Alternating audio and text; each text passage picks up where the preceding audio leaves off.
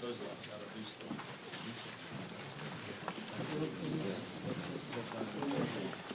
Right here. All right, well, I want to thank everyone for coming out today.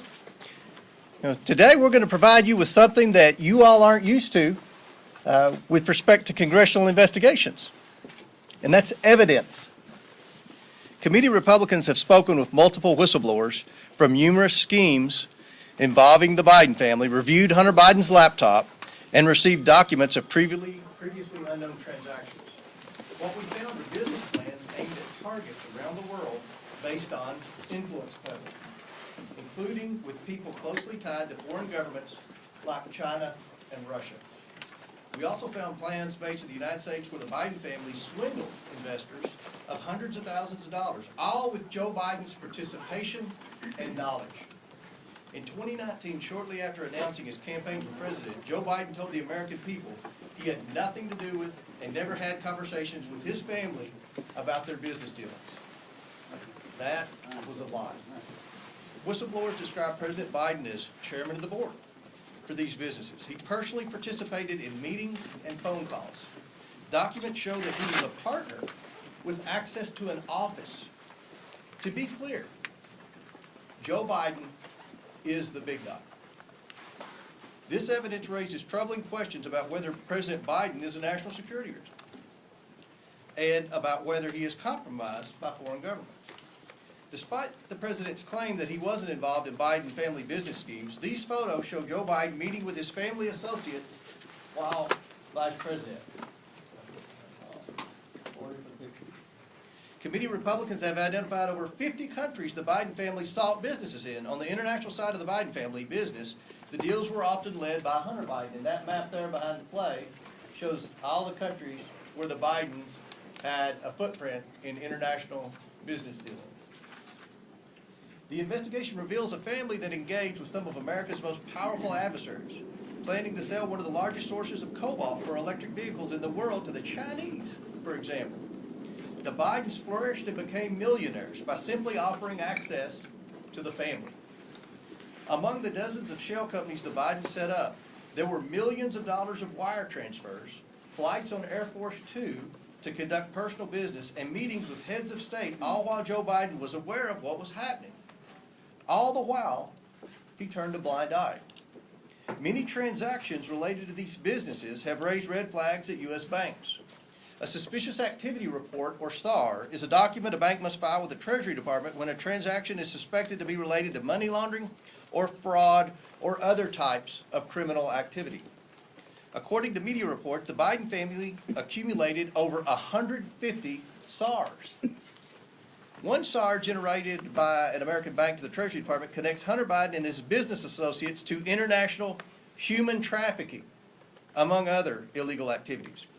The money that was being made from foreign principals in the same room as Joe Biden was increasingly spent on furthering illegal activity. The SAR showed that Hunter Biden was conducting business with suspected human traffickers.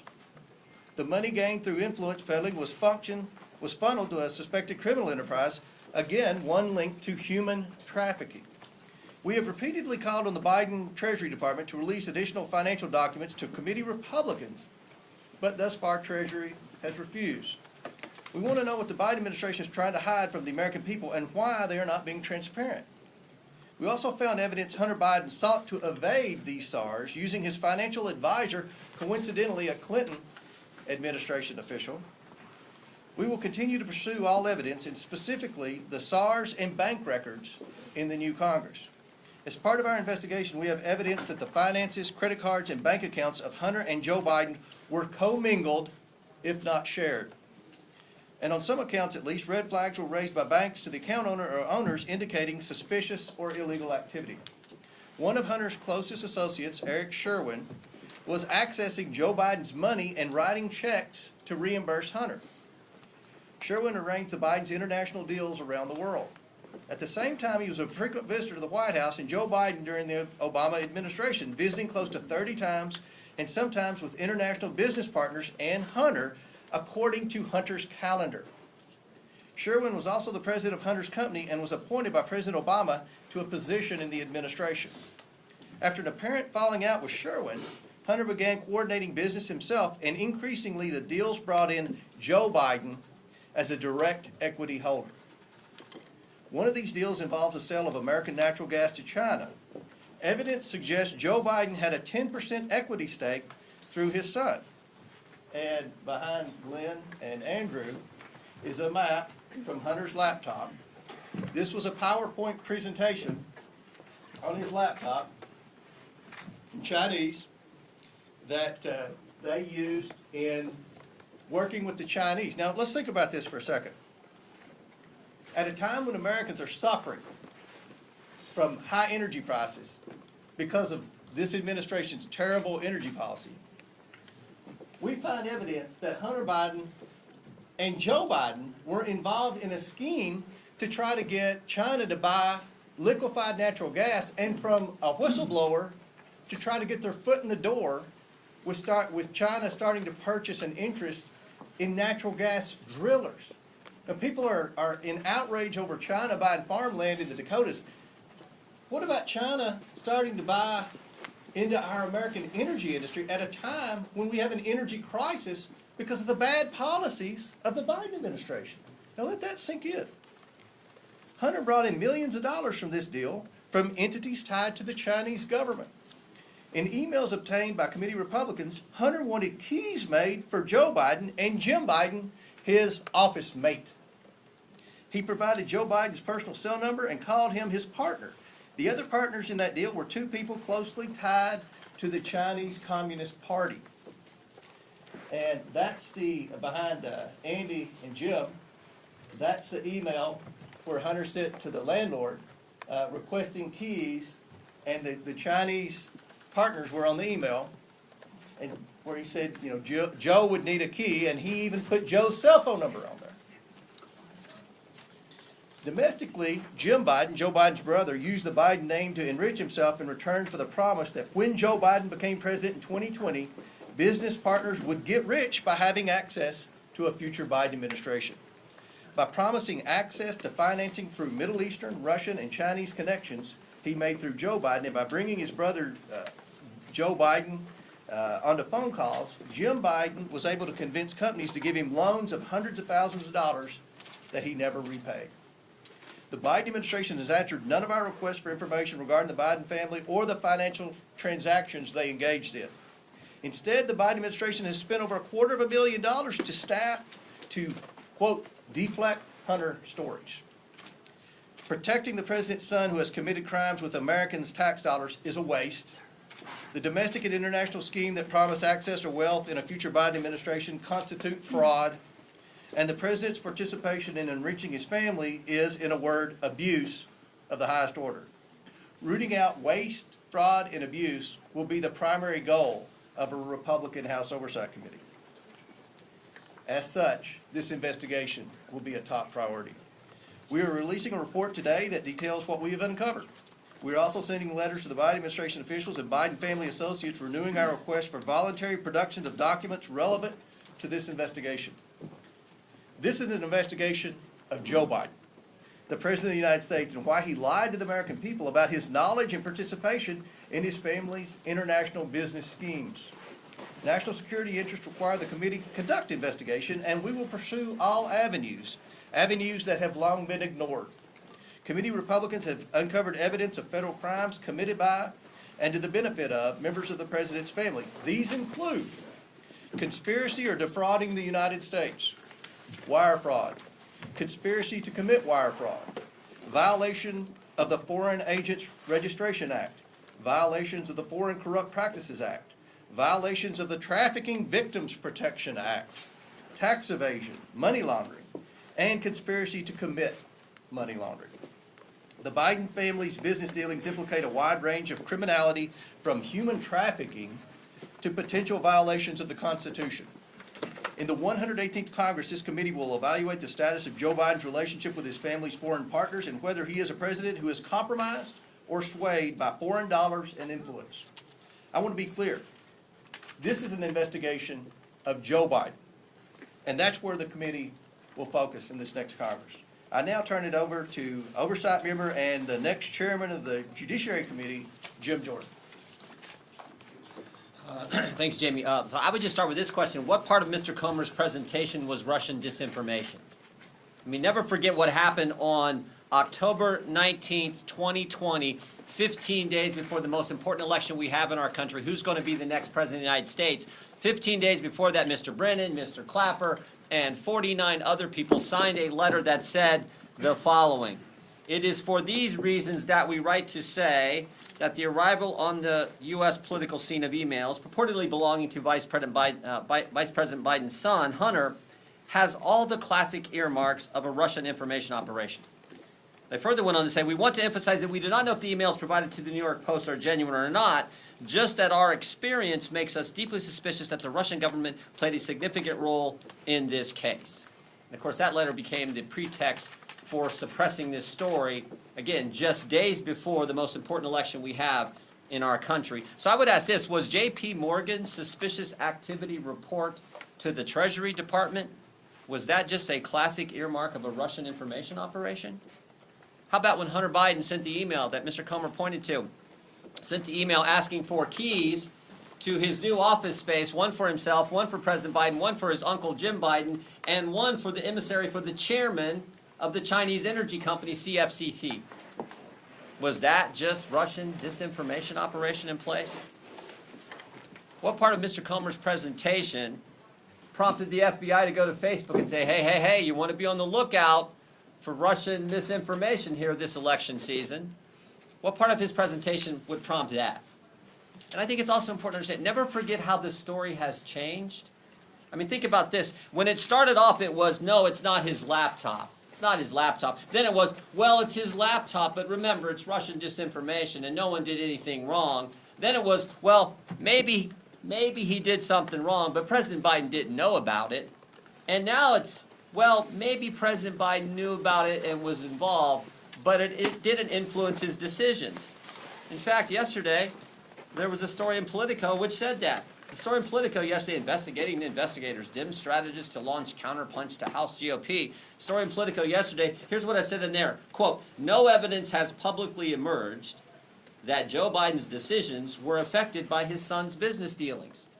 Wow, we've went from it wasn't his laptop and it was Russian disinformation to, oh, whatever was in there didn't affect the president's business dealings, even though he was involved, even though the laptop was real, even though it wasn't disinformation. That's how far we've come. So I think I think there are all kinds of questions that need to be answered, and we're determined to get there. Here's some of them that I have. Did the FBI brief Twitter as well? We know they briefed Facebook. We know that had an impact on the election. There's been surveys done where thousands and thousands of voters across this country said it might have impacted their decision in the election in 2020. Did the FBI brief any of the 51 former intelligence officials who signed that letter? Again, that letter that became the pretext for suppressing this story. Who did the briefings? Who briefed Facebook?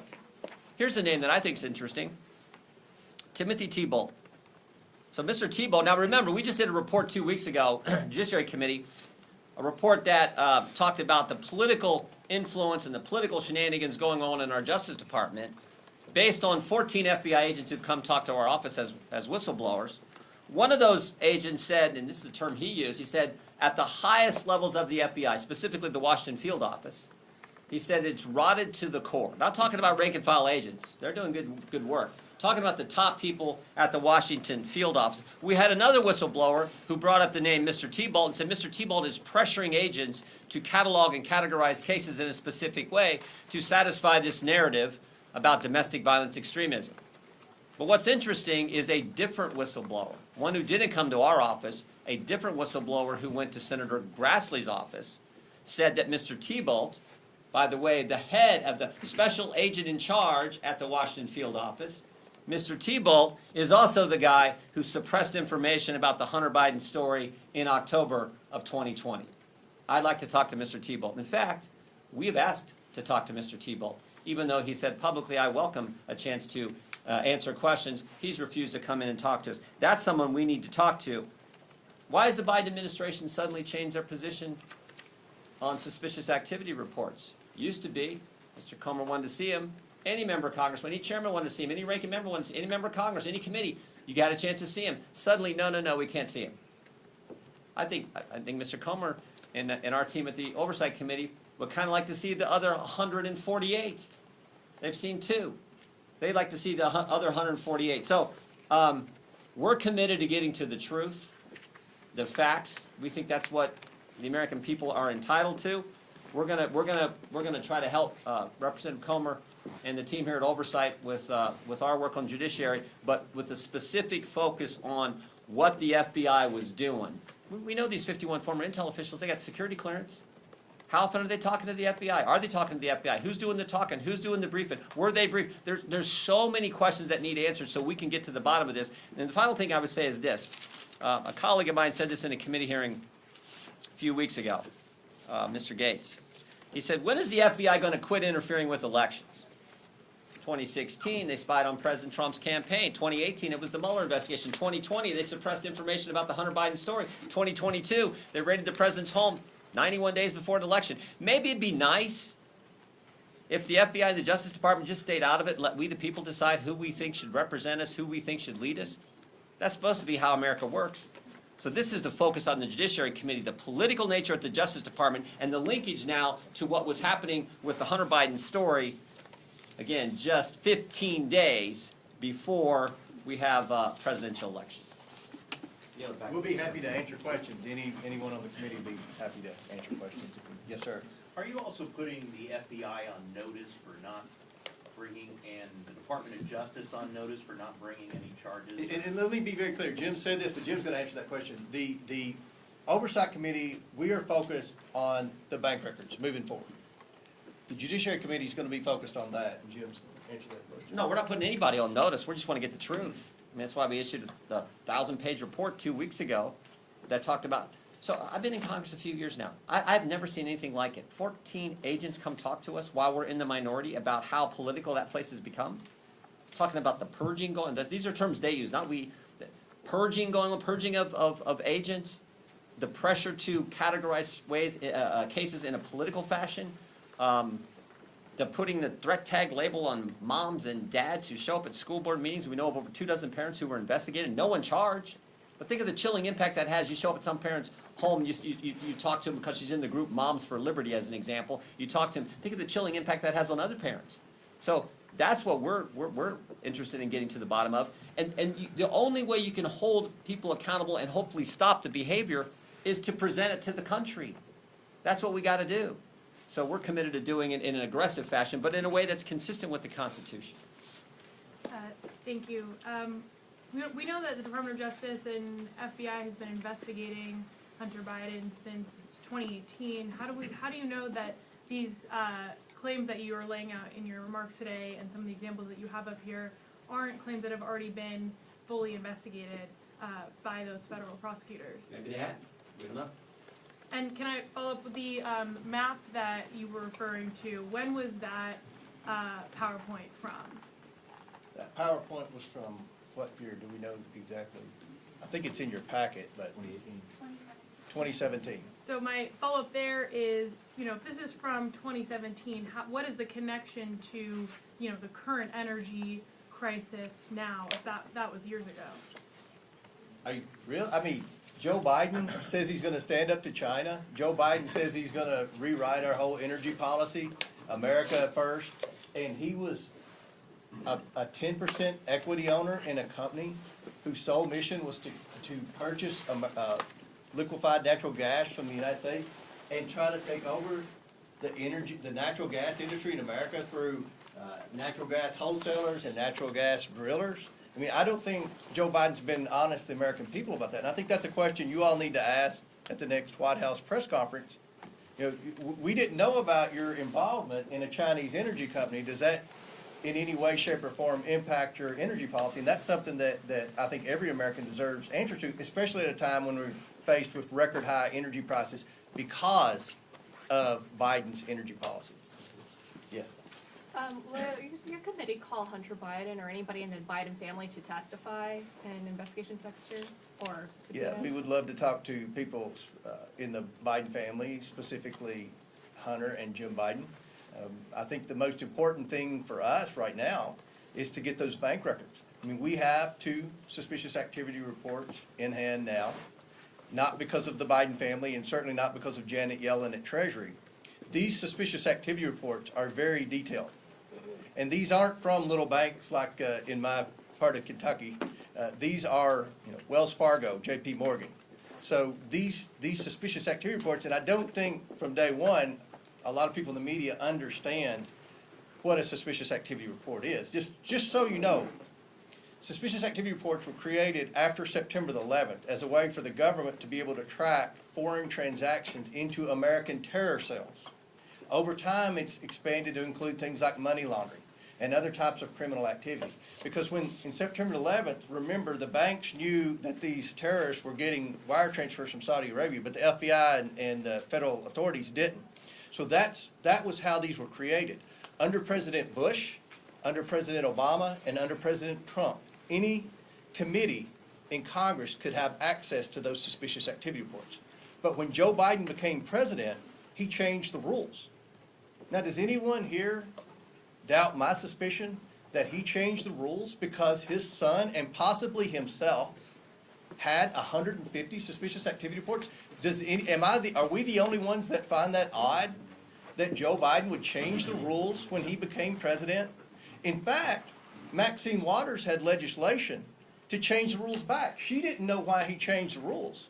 And she had a bill, and part of the language in the bill was to override that rule and give Congress the access to those suspicious activity reports again. I actually voted for Maxine Waters' bill because that was in there, and I don't vote for a lot of Maxine Waters' bills. So, yes.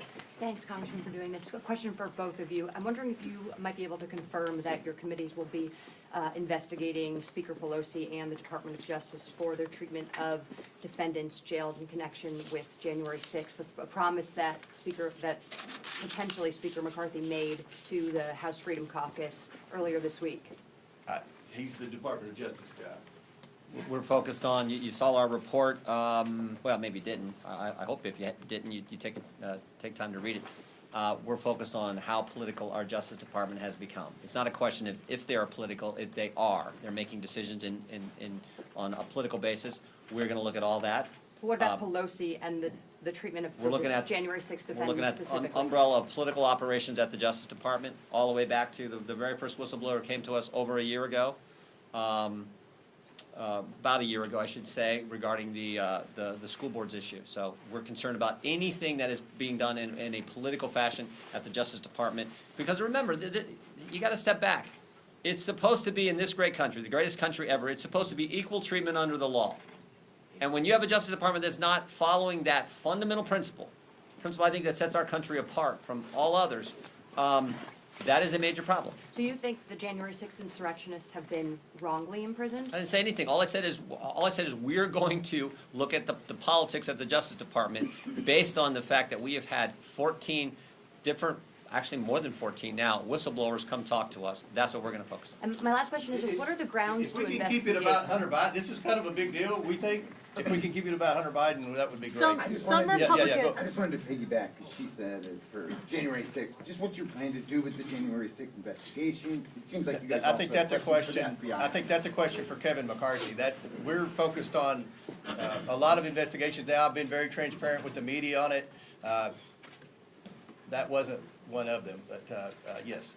Okay, so can you kind of preview how this is gonna play out? So it sounds like your focus initially is gonna be on these suspicious activity reports, which you endeavor to receive somehow. Is that gonna be through potentially subpoenaing a bank? And then once you receive those, is that are you expecting a smoking gun from that, or is that gonna lead to more avenues? And then finally, what deliverable are you expecting? Another report? Or is this do you see this terminating as some sort of referral? How do you see this playing out? Mm-hmm. Well, obviously, with the two that we already have, they've And opened. how did you get those? Well, we can't reveal our sources, but the two are on the internet, so you can dig and find them. They're out there, but we verified they're 100% factual. And I'm not questioning that, Right. but if you got that from an individual, why would that individual have two? That's a great question. I'm glad you asked that question. Because, again, I don't think a lot of people in the media and in Congress, for that matter, understand the suspicious activity report. Byron Donalds does. He's a financial expert. I've had the honor of being on a bank board. When you get a suspicious activity report, it flags every account that's had a transaction within a certain time period. Am I right, Ron? So the suspicious activity report that we have shows where Hunter Biden purchased whatever with the escort service. The escort service then paid the prostitute. Then the bank implies that the escort service is under suspicion for human trafficking. We see where the escort service is from, the prostitute's from, she's not from the United States. Again, I don't want this to be about the prostitute. Here's the thing, Hunter Biden isn't this innocent guy that's just got a bad rap because he had a drug problem. And the Republicans don't need to waste any time on Hunter Biden. We're not trying to prove Hunter Biden is a bad actor. He is. If anybody wants to disagree with that, then there's nothing we have to talk about. Our investigation is about Joe Biden. And we already have evidence that would point that Joe Biden was involved with Hunter Biden on this. So we want the bank records, and that's our focus. We're trying to stay focused on, was Joe Biden directly involved with Hunter Biden's business deals, and is he compromised? That's our investigation. And so if you found that through the reports, what would be your deliverable? Another report, or would you refer those charges, or do you foresee this resulting in some sort of impeachment? We will issue a report. We will hand over any potential criminal activity to the appropriate authorities, and that's what we do. We investigate. No, we're a legislative body, so the liberals, we may need to change the disclosure laws. We may need to look at, this investigation started because of the concern with big tech, FBI talking to big tech suppressing, throttling back information that we, the people, should have had access to when we're getting ready to make the most important decision we make as a country on who's going to lead us. That's where this starts. So do we need to change Section 230? It's all about the legislative purposes. Supreme Court's been clear, that's where we got to focus. And I would just argue fundamentally it's about the First Amendment, that the idea that they were suppressing critical information that the country should have had access to. And they did it literally 15 days before. And do you tell me what in the report that Mr. Comer and the team has put together is Russian disinformation? That was all BS, and everyone knows it was BS, and frankly, should have known it at the time, and I think did know it at the time, but did it anyway. So that's the legislative purpose that we got to get to. So, but we don't know where that's going to go. That's what we're trying to do. Mr. Comer. Yeah, some Republicans have questioned the timing of this. Why make this your very first visible order of business, investigating President Biden and his family? If you look at the commitment to America, there were 4 tenets of that. The fourth was to hold this administration accountable. That's the job of the Oversight Committee. I know some of the media have said, well, this is what the Republicans, their whole sole focus is. This is the focus of the Oversight Committee. Now, I know Kevin said the first legislation we're going to vote on is to repeal the 87,000 IRS agents, to reduce the size of government, because that's tackling inflation. We have inflation because the Democrats have spent too much money. So we have a legislative agenda, and we're focused on a lot of things in Congress. But from the Oversight Committee, we're in charge of investigations. We feel that this is of the utmost importance. And to follow up, do you expect cooperation from the Biden administration and when it comes to the Justice Department, which is also investigating Hunter Biden? If the DOJ doesn't cooperate, what means do you have at your disposal right now to get the information that they've uncovered on him? So, just on cooperation, well, first, they haven't responded to any of the correspondence, any of the letters, any of the inquiries that came from Ranking Member Comer. Second, they changed the suspicious activity report process and protocol. And third, they've now set up a committee, according to reporters, I don't know, maybe they're in this room, the report in Politico, that said, oh, they've set up a committee to attack us and to come after us. So, I don't know, you guess. They're probably not gonna work with this too well. But they what certainly means haven't. do you They've have done at things your that really are disposal? unprecedented, changing the SARS and setting up that's pretty impressive. Should Can I ask a President follow-up on Biden SARS? be forced to come and testify on Look, Capitol Hill? I would say one other thing. One of the most important things we can, I guess I've said it a couple times, one of the most important things we can do is do the work that needs to be done so that we can hopefully have a Justice Department that doesn't operate in a political fashion. That's my focus. I think it's everyone's focus. So I think that's pretty darn important to the American people. Mr. George, Is just impeachment on the table, a quick follow-up Congressman George? question on that particular point. There's Maine Justice, and then there's Mr. Weiss in Delaware, who, as you know, was appointed by President Trump and initiated this investigation under the previous administration. just generally, because some of these suggestions that have been made in terms of the investigation moving towards President Biden have not apparently, we haven't uncovered any evidence that that is currently being discussed in front of the grand jury in Delaware or in that particular office. Do you have confidence, forget the larger question of the Biden Justice Department, do you have confidence that Mr. Weiss is doing a thorough job in his investigation? All I'm going to say is there shouldn't be politics anywhere. It should be driven by the facts, the law, the Constitution.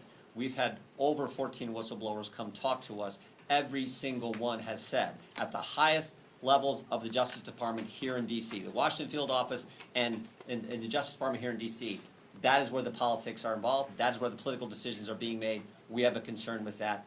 That's what we're focused on. Do you have any, just to quickly follow on my follow-up, do you have any reason to believe that Maine Justice is attempting to influence the investigation? All I know is what the whistleblowers have told our office. That's what we're focused on. And I'll wrap it up with this. We'll all be available throughout the day for questions.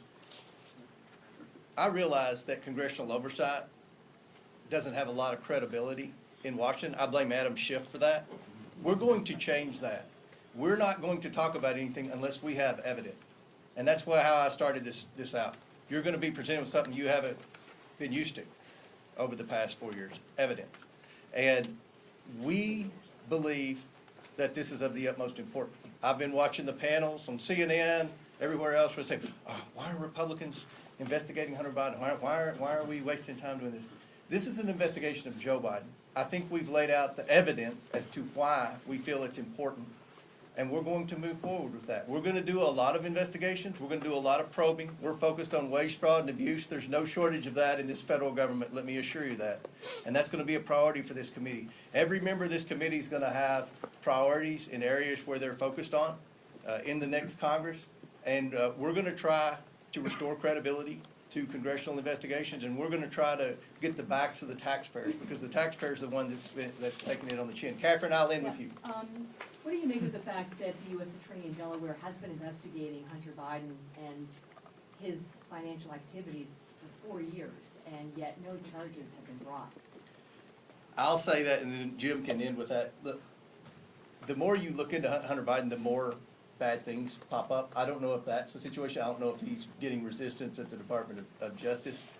From what I've heard, they're looking into the tax evasion. There's no question he's evaded taxes. That's why he got the Hollywood lawyer to loan him $2 million to try to get caught up with the IRS on his tax bill.